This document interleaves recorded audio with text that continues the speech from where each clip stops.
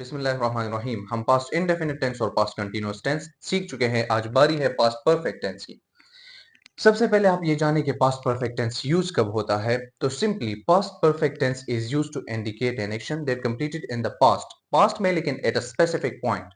ठीक है, वो एक्शन जाहिर करने के लिए, वो अमल जाहिर करने के लिए यूज होता है जो कि माजी में एक खास वक्त पर कंप्लीट हो चुका हो। वैसे आमतौर पर ये टेंस यूज होता है दो एक्शंस को इंडिकेट करने के लिए, लेकिन उस तफसील में जाने की अब जरूरत नहीं है। आप सिर्फ यूं ये सीखे कि अगर सेंटेंस आ जाए तो आप उसे किस तरह, उर्दू में जुमला आ जाए तो आप उसे किस तरह पहचानेंगे कि ये पास्ट परफेक्ट टेंस है, और किस तरह इसे इंग्लिश में चेंज करेंगे। मतलब स्ट्रक्चर आप जाने, वर्ब्स, मेन वर्ब और हेल्पिंग वर्ब कौन सा यूज होता है। उर्दू पहचान को देखें कि आपको किस तरह पता चलेगा कि ये पास्ट परफेक्ट टेंस के मुताबिक चेंज होगा। तो अगर सेंटेंस के आखिर में चुका था, चुकी थी या चुके थे आ जाए तो मतलब ये पास्ट परफेक्ट टेंस के स्ट्रक्चर के मुताबिक आप चेंज करेंगे। अब आते हैं मेन वर्ब की तरफ के मेन वर्ब कौन सा यूज होता है। तो simple third form of verb is used as a main verb in this tense. Tense के इस एस्पेक्ट में यानी पास्ट परफेक्ट टेंस में आप जान गए कि चुका था, चुकी थी, मतलब उर्दू पहचान से आपने जान लिया कि ये जुमला पास्ट परफेक्ट टेंस है। तो आप उसमें जब सेंटेंस बनाएंगे मेन वर्ब को, तो थर्ड फॉर्म, तीसरी शक्ल वर्ब की यूज करेंगे। हेल्पिंग वर्ब कौन सा यूज होगा, मैं पहले भी बता चुका हूं कि पास्ट इंडेफिनिट दो एस्पेक्ट्स के अलावा, टेंस के दो एस्पेक्ट्स के अलावा सारे एस्पेक्ट्स में हेल्पिंग वर्ब यूज होता है। तो इसमें भी हेल्पिंग वर्ब यूज होता है and that is had. Had is used as a helping verb.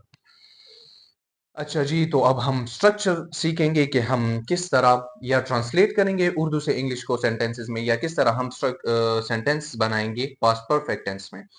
तो पॉजिटिव स्ट्रक्चर, नेगेटिव स्ट्रक्चर और इंट्रोगेटिव स्ट्रक्चर को स्ट्रक्चर सीखने के लिए उर्दू की एक मिसाल मैं आपको देता हूं, फिर उसी के मुताबिक इस स्ट्रक्चर को सीखेंगे। मिसाल के तौर पर, जवाद खत लिख चुका था।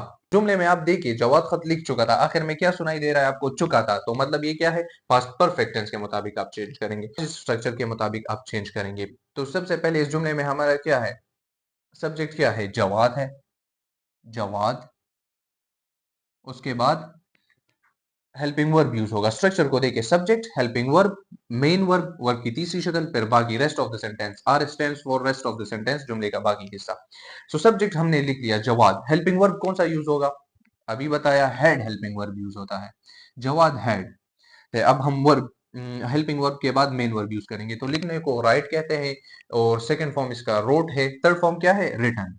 Jawad had written. तो आपने स्ट्रक्चर में देखा कि वर्ब की तीसरी शक्ल इस्तेमाल होती है, तो हमने राइट की तीसरी शक्ल थर्ड फॉर्म लिख ली। Jawad had written. आगे क्या है, खत, द लेटर। जवाद खत लिख चुका था। सिंपल, कितना आसान स्ट्रक्चर है। सब्जेक्ट उसी तरह, हेल्पिंग वर्ब, उसके बाद मेन वर्ब। इसी तरह नेगेटिव स्ट्रक्चर भी इसी तरह है, लेकिन आपने सिर्फ नॉट ऐड करना है। सब्जेक्ट के बाद हेल्पिंग वर्ब उसी तरह, लेकिन हेल्पिंग वर्ब के बाद आप नॉट ऐड करेंगे क्योंकि नेगेटिव जुमला है, मनफी जुमला है। हैड नॉट, फिर वर्ब और फिर रेस्ट ऑफ द सेंटेंस। तो ये जुमला किस तरह बनेगा, आप खुद बनाए। जवाद उसी तरह, सब्जेक्ट, उसके बाद क्या है, हेल्पिंग वर्ब, वही हैड यूज होगा, लेकिन हैड के बाद क्या, यहां पर हम लिखेंगे not. Jawad had not return the letter. तो सिंपली यही जुमला हमारे नेगेटिव में चेंज हुआ। इंट्रोगेटिव में आपने क्या करना होगा, ये जो हेल्पिंग वर्ब होगा इस पॉजिटिव स्ट्रक्चर में देखिए, हेल्पिंग वर्ब होगा उसे आप स्टार्ट में ले आए, हेड, उसके बाद सिंपल सब्जेक्ट, फिर मेन वर्ब, बाकी जुमले का हिस्सा, एंड एंड में क्वेश्चन मार्क। ये जुमला किस तरह बनेगा, आप बनाते जाए साथ साथ। स्ट्रक्चर को देखें, हैड, सब्जेक्ट क्या है, Jawad, had Jawad, main verb क्या है, written, had Jawad written, rest of the sentence क्या है, the letter plus question mark. Had Jawad written the letter में लिख लेता हूं, had Jawad written the letter, had Jawad written the letter बस क्वेश्चन मार्क, सॉरी सॉरी। कितना सिंपल था पास्ट परफेक्ट टेंस। सबसे पहले आप जुमले की पहचान करेंगे कि ये किस एस्पेक्ट के मुताबिक हमने चेंज करना है। फिर उस आपने जान लिया कि ये पास्ट परफेक्ट टेंस है, तो फिर आपने ये नक्शा जहन में लाना है कि मेन वर्ब कौन सा यूज होगा, मेन वर्ब, उसके बाद हेल्पिंग वर्ब, और किस तरह स्ट्रक्चर बनाएंगे। स्ट्रक्चर सिंपल है, सब्जेक्ट, सब्जेक्ट के बाद हेल्पिंग वर्ब और फिर मेन वर्ब। इसी तरह नेगेटिव में सिर्फ नॉट आप ऐड करेंगे, और इंट्रोगेटिव सेंटेंस बनाने के लिए आपने यू करना होगा कि सिर्फ हेल्पिंग वर्ब को शुरू में ले आएंगे और एंड में क्वेश्चन मार्क ऐड करेंगे। दैट्स सिंपल है इंशाल्लाह एग्जांपल्स के लेक्चर में।